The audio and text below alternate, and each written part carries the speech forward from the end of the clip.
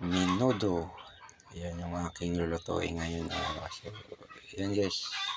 Ito naman yung panimula ko ng pagluluto ko. Sinungkot ko muna yung carrot saka patatas. Ayon kasi sa mga nalalaman ko sa mga marunong magluluto, laging inuuna yan. Sinasangkot muna nila. Kahit na ilang minuto lang, para lang siguro sa, hindi ko rin alam, pero pampalambot ba yata or what. Eh ako, ano lang naman ako. Dahil hindi naman tayo marunong taga magluto. So, yun. Ganun lang kasimple. Inaaral lang. Yan. Dahil sa kailang minuto niyan. So, inahon ko na siya. Nilagay ko na sa isang mangkok para mamaya halo na lang natin. So, sinimulan ko na naman mag-isa ng sibuyas. Yan ang unang proseso. So, yan guys, gisa-gisahin ko lang yan hanggang sa lumabas yung kanyang aroma. And then, maya-maya, ilagay na rin natin naman yung ating bawang para sa kasunod niya ng kailangan sa pagigisa yung bawang eh. So, yun lang guys, ang ganun lang kasimple. So, siyempre, may kanya-kanya tayong diskarte sa pagluluto. So, ito naman ay akin namang na-diskarte. Kasama na rin ito sa aking pag-aaral ng pagluluto. Kasi, kailangan ko matuto magluto para siyempre, para sa ating mga pamilya. Guys, yan lang guys, simple. Sinsya na, maingay yung aming kapitbahay rito, yung kanyang aso sa mga manok. Kaya isasama sa aking audio. So, ayun lang guys. Ay, dito tayo sa isang bahay na maraming alagang hayop. So, yung isang kutsa lang natin yung bawang at sibuyas. Ang kaiba dito guys, naglagay din ako rito ng yung kamatis. Nasigisa ko lang yung mamaya hanggang sa maluto din siya.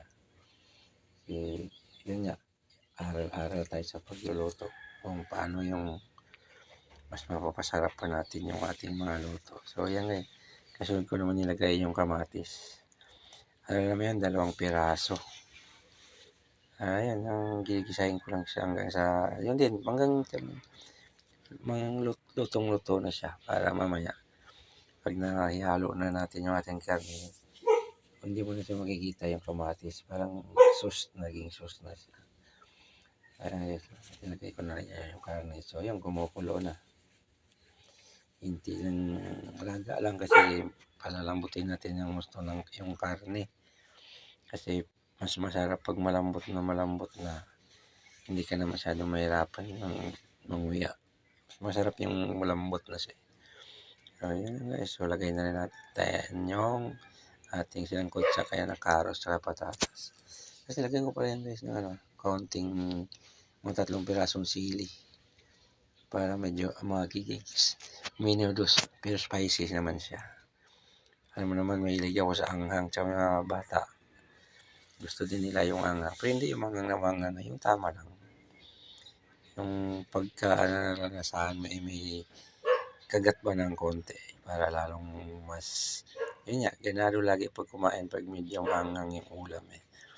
So, yun guys, kunting laga lang yan. Maya-maya, ready na siya. Kasi yun nga, nasangkot siya na rin kasi yung patatas sa carrot. So, yun guys, lagay na rin natin yung ating Del Monte tomato sauce. Yung pampalasa.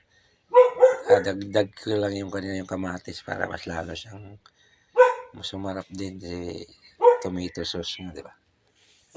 So, yun, additional lang naman yan. Discard sa buhay paano magluto. Ay, konting laga lang para mas talagang maluto na lahat maya-maya yan. So, masarap na yan kasi yung tomato sauce habang nilalaga mo ng gusto lumalabas lang yung sarap. So, nag-additional na rin pala ako dyan ng yung ketchup para mas manamis-namis naman yung niyan lasa kasi yan banana ketchup yata ba yan. So, yun lang guys. Ganun lang kasimple magluto ng menudo. Sa akin lang to kasi may kanya-kanya nga tayo. Tapos yung atay niya naman, hiniwalay ko sa inangkot siya, kunin siya para yung maano yung dugo niya sa loob, di ba? Maluluto siya. So, yan lang guys. Nilagay ko na rin yung hotdog. Hindi ko lang nga pala napakita yung paglagay ng ano dyan. Yung kanya, yung atay. Pero, andyan na yun lahat maya-maya. So, yun lang. So, maraming salamat. Sana huwag kayong magsawa sa pagsusupport sa aking mga vlog. God bless us all. Yan na guys. Unting luto lang naman yan eh. Kasi yung hotdog, hindi naman kailangan lutong-luto yan kasi ano na yan eh. Luto na rin naman yan. So, idadaan lang natin ng konti.